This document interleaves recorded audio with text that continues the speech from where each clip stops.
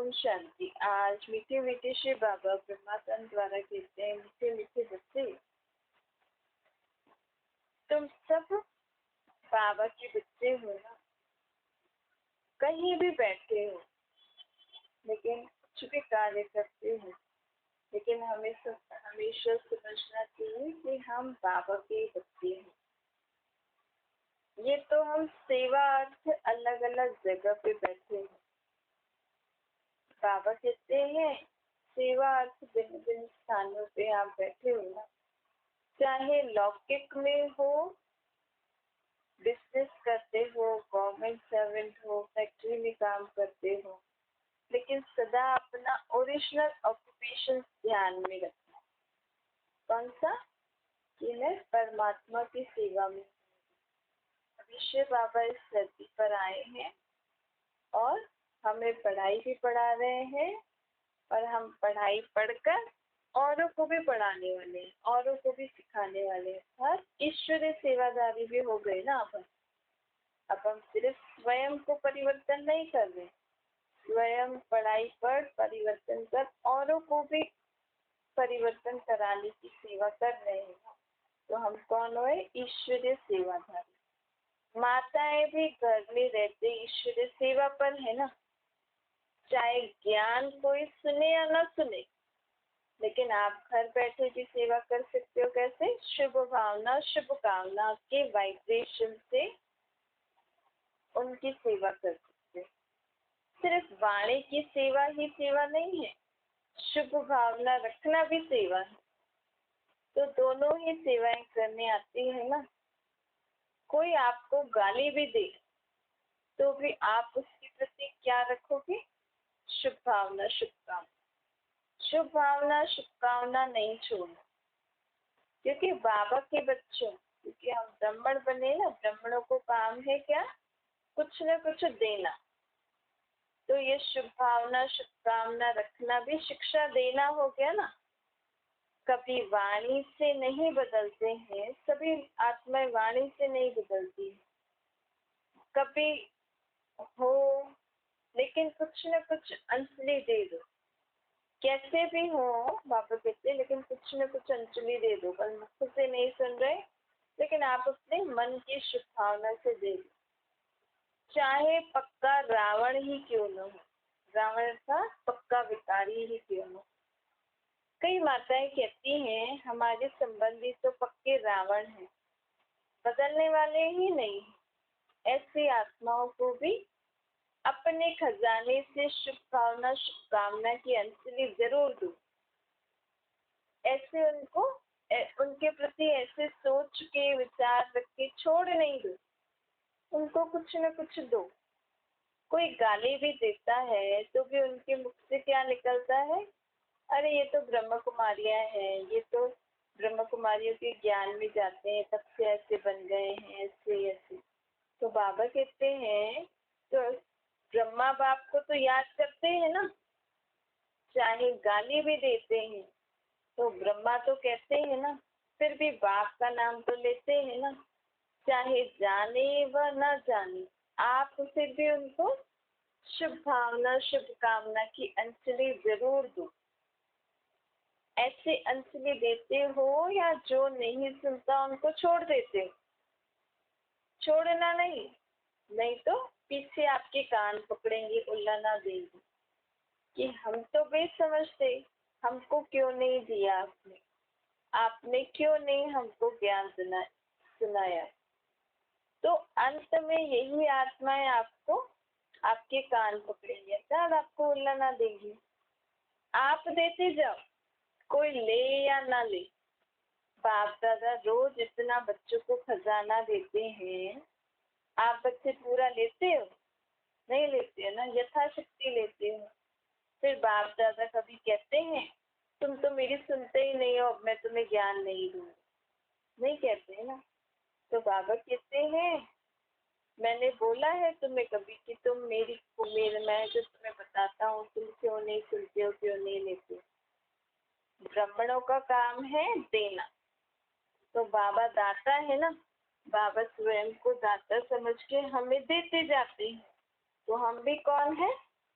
दाता के बच्चे दाता, वो अच्छा कहे फिर आप दो तो हम क्या हो गए? लेवता। हम लेवता थोड़ी है, हम कौन है? देवता है ना।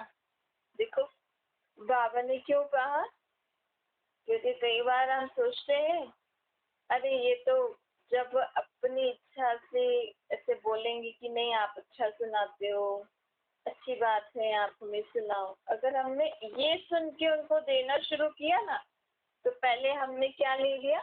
मान ले लिया। तो मान ले लिया मतलब देवता हो गए। लेकिन हम तो देवता है ना।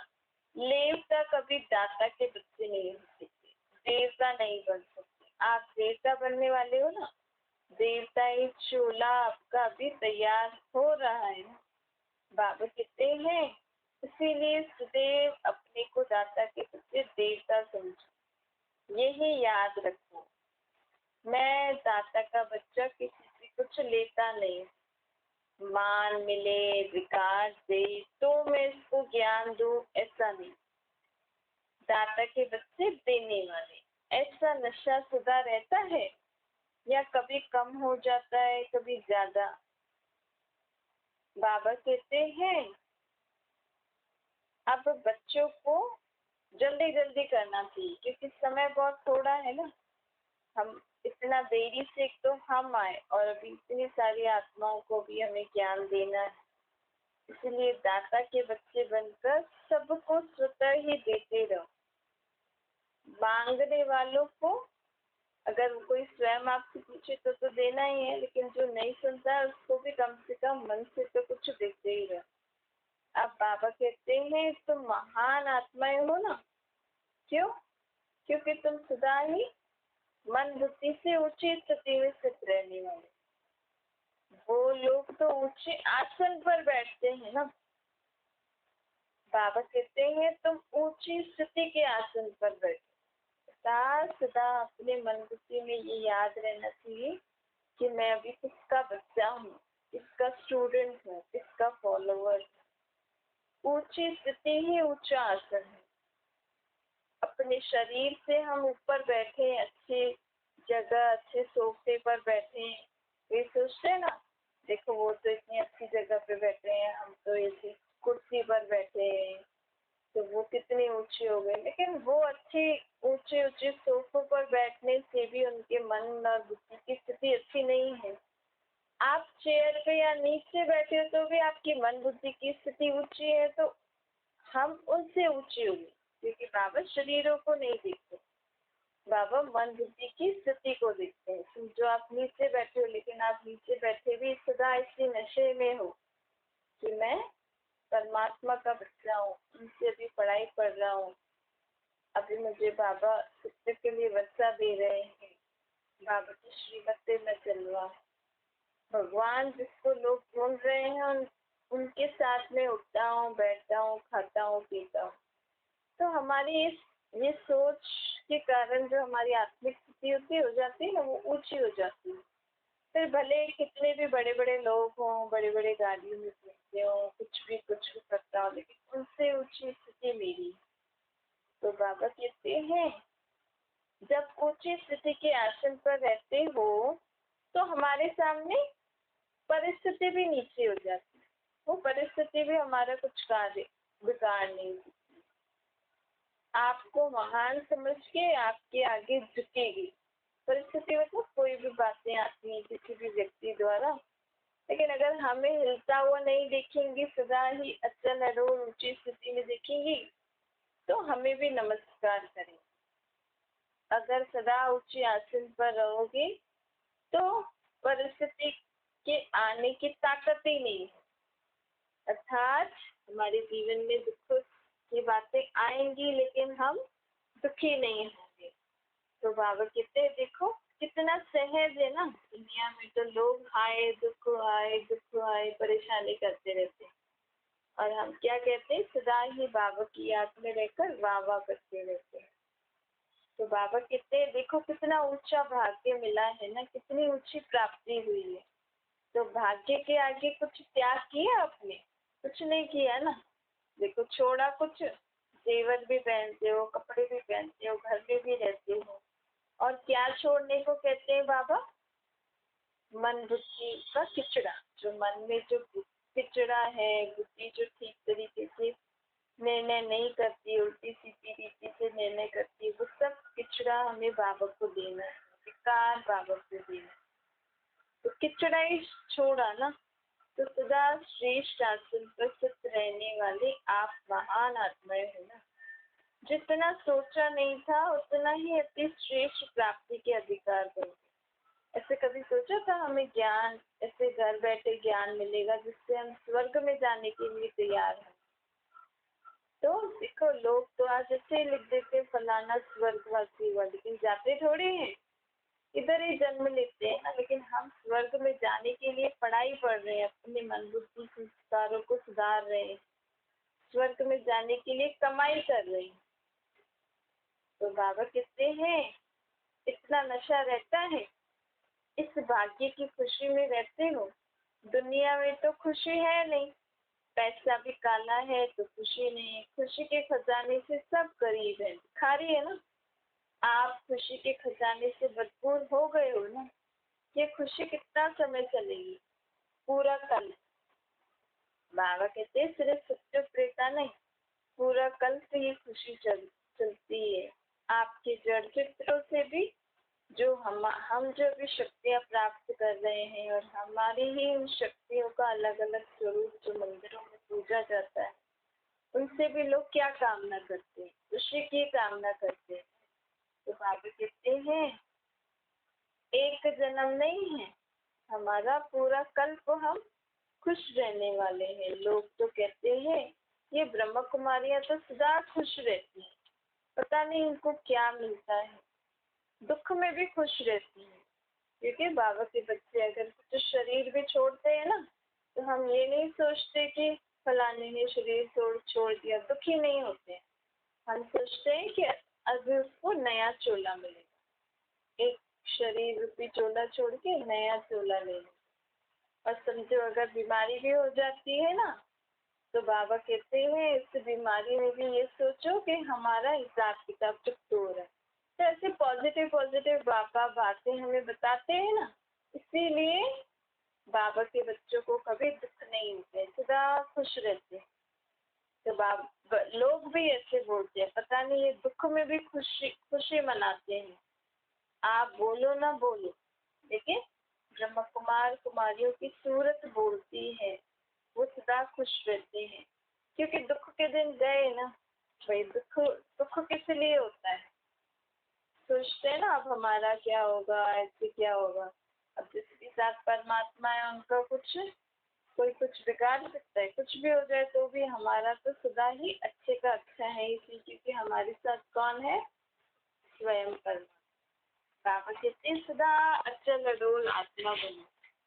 ऐसे सदा अपने जीवन को बना लो कि मैं सदा ही अचल अडोल आत्मा रहूं। अपने से प्रॉमिस करो।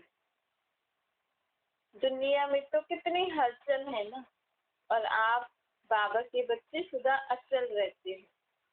जितनी बाहर हलचल होती जा रही है, उतना हम क्या बनते जा रहे हैं? अचल अडोल। क्योंकि हमें तो सब पता है ना बाहर हलचल क्यों हो रही है दुनिया में, क्योंकि अब नई दुनिया आने वाली है।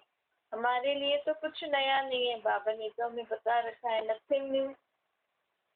कि दुनिया हर 5,000 साल में ऐसा होता ही है। आज फलाने को ये हो गया, आज ये हो गया, ये हो गया, नथिंग न्यू। हर 5,000 साल बाद ऐसा होता ही है। सब अपना हिसाब किताब तो कर ही रहे। अब देखो बाबा कहते दुनिया वाले छोटी छोटी बातें में मूंझते हैं, क्या करें कैसे करें, और हम बाबा के बच्चे मूंझ क्या होती है यही भूल गए, सदा ही मौज में रहते हैं। मूंझना खत्म हुआ है ना, क्योंकि बाबा का बच्चा ब्राह्मण बनना अर्थात सदा ही मौजों में रहना, सदा ही बीती हुई बातों को फुल स्टॉप। अगर अभी भी हम मूंझते रहेंगे तो फिर हम त्रेता में आएंगे, क्योंकि स्वर्ग में तो हमें आना ही है। लेकिन जो अभी सदा ही अपने आप को हल्का अनुभव करते हैं, मूंझते नहीं है, सदा खुश रहते हैं, वो सत्युग में आएंगे। और बाकी जो अभी भी आत्माएं जिनके अंदर ही अंदर युद्ध रहती है ना, वो त्रेता में आएंगी। क्योंकि देखो राम को धनुष क्यों दिखाया है?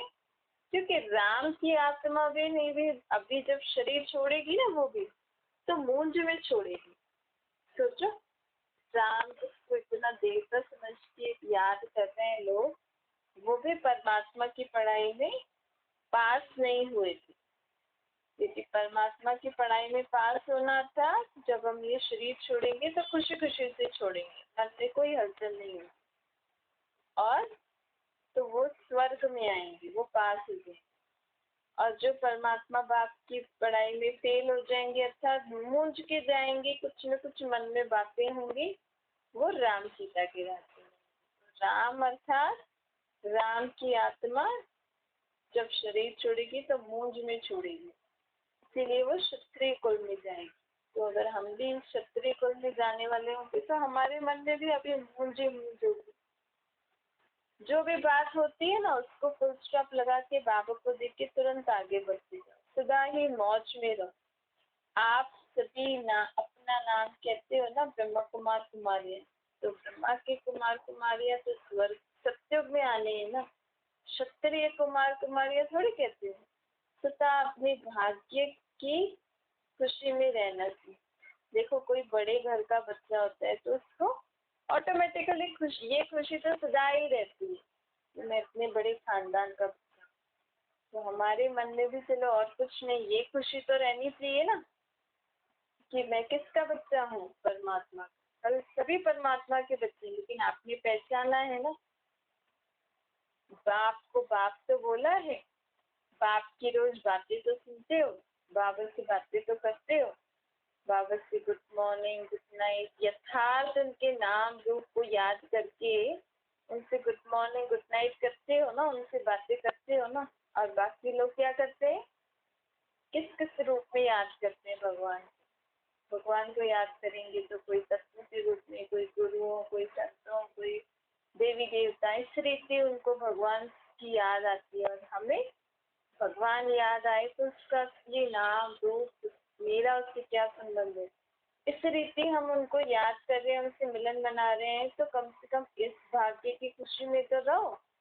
दिल में सदा स्वतः ही गीत बजता रहे, वाह मेरा बाबा, वाह मेरा भाग्य।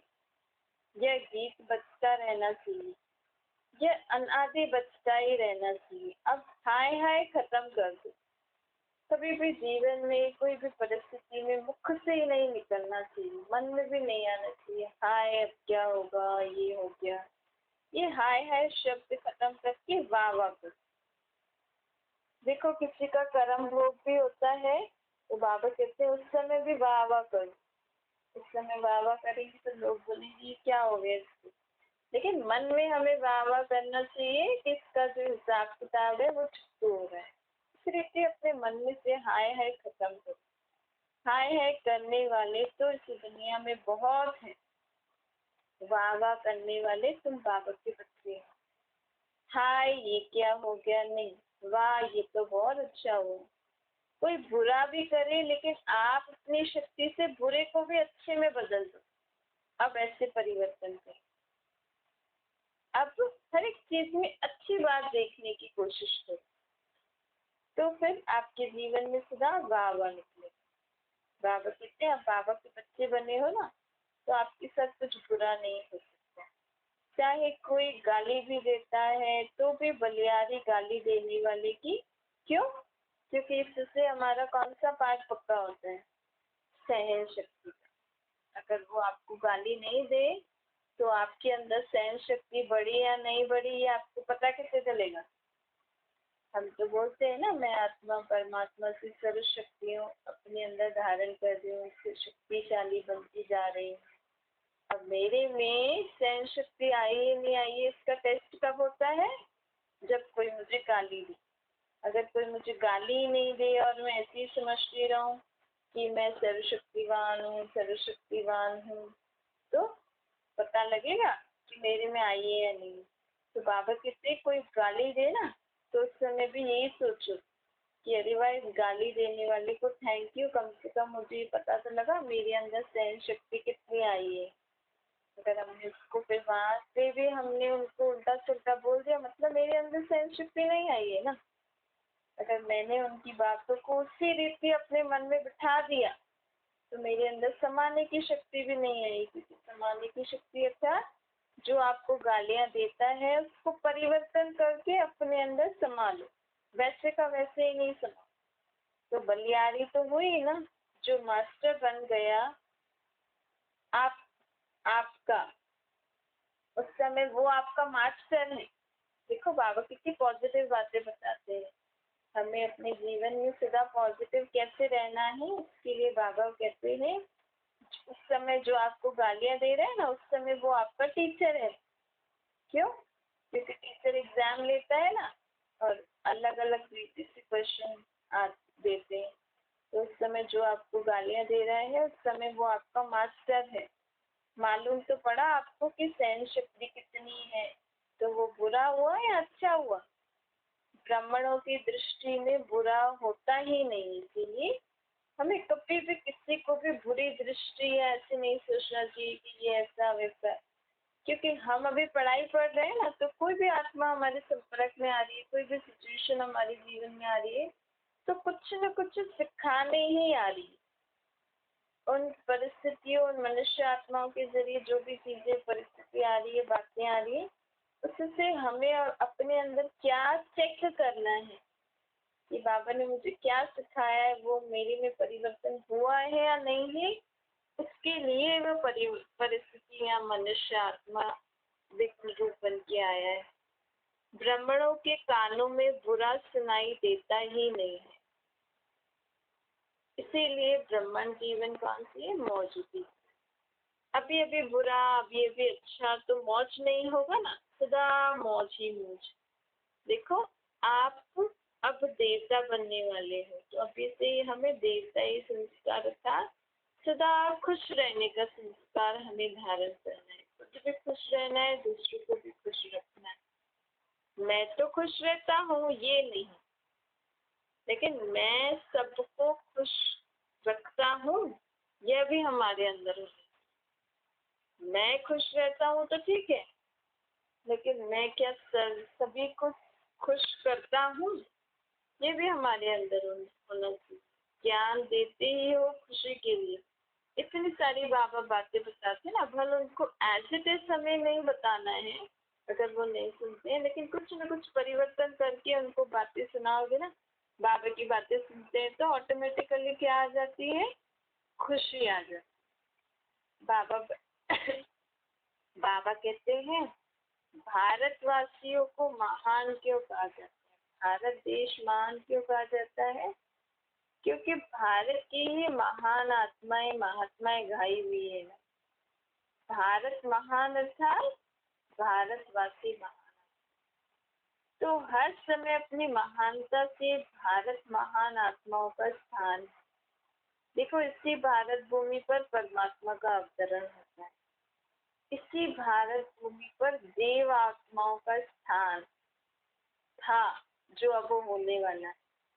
बाबा कहते हैं अब जो भी देवी देवताओं के चित्र है ना, अलग अलग जो देवियां हैं, इतने हस्तों वाली वो नहीं, जो लक्ष्मी नारायण राधे कृष्ण राम सीता, अब ये सब देवी देवताएं चैतन्य में आने वाली।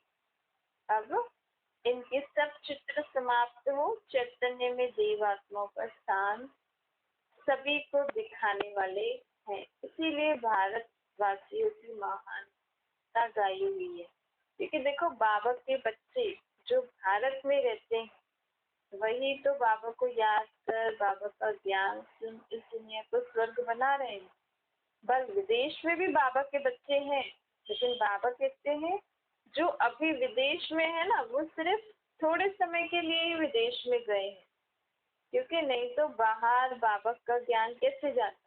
लेकिन असल में वो विदेश वाली आत्माएं भी है, पहले भारतवासी थी, लेकिन अभी उन्होंने वहां जन्म लिया है क्योंकि सेवा कर, इसीलिए उनको भी बाबा भारतवासियों में ही गिनते हैं। कहते हैं कि भारतवासियों के लिए महानता क्यों गाई हुई है? क्योंकि इन भारतवासियों ने ही नर्क को स्वर्ग बनाने में बाबा की मददगार बने। और भारतवासी ही असल में देवी देवता धर्म की आत्मा है। तो सदा ही इस खुशी में रहना चाहिए। बाबा तो हमें अलग अलग बातें बताते हैं कि हमारा खुशी का नशा, ये अलग अलग बातें सोच के हमारे अंदर ये खुशी का नशा सदा कायम रहना चाहिए। दुख के दिन अब गए, अब कौन से दिन आ गए हमारे जीवन में? खुशी के दिन। इसलिए सदा ही बाबा जो हमें इतनी सारी बातें बताते हैं, उनमें से कुछ न कुछ बातें विचार करते करते करते सदा ही अपने को खुश रखना है। बाबा कहते तुम्हें बेहद का वैरागी बनना है। अर्थात जो बाबा ने कहा कि बच्चे ऐसा नहीं करना है, मतलब हमारे भी दिल में आ जाना चाहिए कि बस अब मुझे ऐसा नहीं करना है। बाबा ने कहा ना ऐसा नहीं करो, ऐसा नहीं करना है। इसे कोई कहते हैं बेहद का वैरागी। जैसे कोई अगर बड़ा या जिनको आप अच्छे ज्यादा मानते हो, अगर वो आपको ऐसे बोले कि आज से तुम्हें ये बात नहीं करनी है, तो समझते हैं ना आपसे नहीं करना है। तो बाबा कहते हैं अपनी कमी कमजोरियों से भी है ना बेहद की वैरागी अब अपने अंदर जागृत करो कि अब मुझे बाबा ने ऐसा बोला है, तो मुझे ना तो ऐसी बातें सुननी है, ना ही सोचनी है, और ना ही मुझे कुछ करना है। इस रीति अपने अंदर जब हम ये बेहद की वैराग्य वृत्ति उत्पन्न करेंगे, तभी हमारी कमी कमजोरियां निकलेंगी। यही है स्वयं पे रहम कर। क्योंकि अभी हमें बाबा कहते हैं कि बच्चे अब तुम्हें खुद पे भी इस रीति रहम करना है। क्योंकि कई स्वभाव संस्कार है हम बहुत समय से हटाने की कोशिश कर रहे हैं, लेकिन हटते ही नहीं है। क्यों? क्योंकि अभी तक हमने उसको सीरियस में नहीं लिया। सोचते हैं फिर से आ गया, अरे मैंने तो बाबा को दे दिया। लेकिन जब हम दिल से अपने अंदर वो वैराग्य वृत्ति उत्पन्न करते हैं ना, कौन सी वैराग्य वृत्ति? कि मुझे बाबा ने ऐसा कहा है तो मुझे नहीं करना। एक स्ट्रिक्ट, अगर कई बच्चे ऐसे मस्ती वस्ती करते लेकिन माँ बाप कभी स्ट्रिक्ट हो जाते ना कि तुम्हें मना किया, तो फिर बच्चे में वो स्वरूप आ जाता है कि नहीं अब मुझे नहीं करना है, वो भी सीरियस हो जाता है। जैसे बाबा भी अब कहते हैं अपनी कमजोरियों के ऊपर एकदम सीरियस हो जाओ कि बस अब नहीं करना तो नहीं करना, अब आगे से ऐसी बात नहीं, तो आपके अंदर परिवर्तन कहते हैं बेहद की वैराग्य। अच्छा, मीठी मीठी छोटी छोटी बच्चों के माता पिता बाप दादा का याद प्यार और गुड मॉर्निंग। रूहानी बाप के हुस्बे रूहानी बच्चों को नमस्ते। हमारे भी रूहानी माता पिता बाप दादा को याद प्यार गुड मॉर्निंग और नमस्ते। वरदान है शक्तिशाली याद द्वारा परिवर्तन, खुशी और हल्केपन की अनुभूति करने वाले स्मृति समृद्धि स्वरूप बने। शक्तिशाली याद एक समय पर डबल अनुभव कराती। एक तरफ याद से हमारे जन्म जन्मांतर के पाप भस्म हो जाते हैं, परिवर्तन करने का काम करती है। दूसरी तरफ क्या होता है, जब आत्मा में से ये सारी कचरा निकल जाता है तो हमें क्या होते हैं? खुशी और हल्केपन की अनुभूति होती है। तो आपके जीवन में अगर खुशी बढ़ती जा रही है, हल्कापन बढ़ता जा रहा है, इसका मतलब हमारे विक्रम विनाश होते जा रहे हैं, हमारी बुराइयां खत्म होती जा रही। इसी विधि, ऐसे ही विधि पूर्वक शक्तिशाली याद को ही यथार्थ याद कहा जाता है।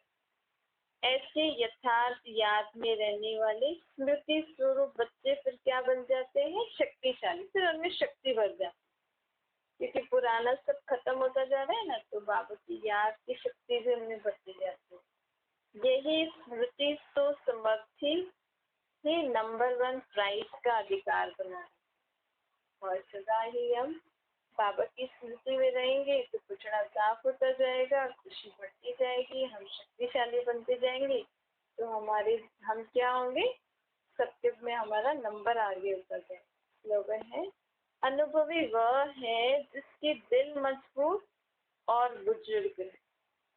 बाबा कहते हैं अनुभवी बनने के लिए बुढ़ापे तक का वेट नहीं करना है। कई लोग सोचते ना कि जिनकी एज बड़ी होती है सोचते कि ये अनुभवी है, अरे ये बच्चा क्या बताएगा। पर बाबा कहते हैं अनुभवी वो होते हैं जिसके दिल अर्थात महसूस शक्ति, समझ शक्ति, महसूस कर शक्ति जब वो मजबूत हो जाते हैं ना और बुजुर्ग हो जाते, उसको कहेंगे दिल जिनकी मजबूत और बुजुर्ग हो। बुजुर्ग अर्थात शरीर से बुढ़ापा वाला नहीं, कई बातों को जीवन में पार करके आए हैं। कई बार छोटे बच्चे भी काफी अनुभवी बन जाते हैं, बड़ों से भी ज्यादा एक्सपर्ट हो जाते हैं, क्योंकि बचपन से बहुत सारी चीजें देखते हैं और पिछले जन्मों का भी कुछ सिखाया हुआ आत्मा में भी संस्कार रहता है, तो बचपन से ही ऐसे बड़ों जैसे काम करने लगते हैं। तो अनुभवी वह है जिसकी दिल मजबूत और बुजुर्ग है। अच्छा, ओम शांति।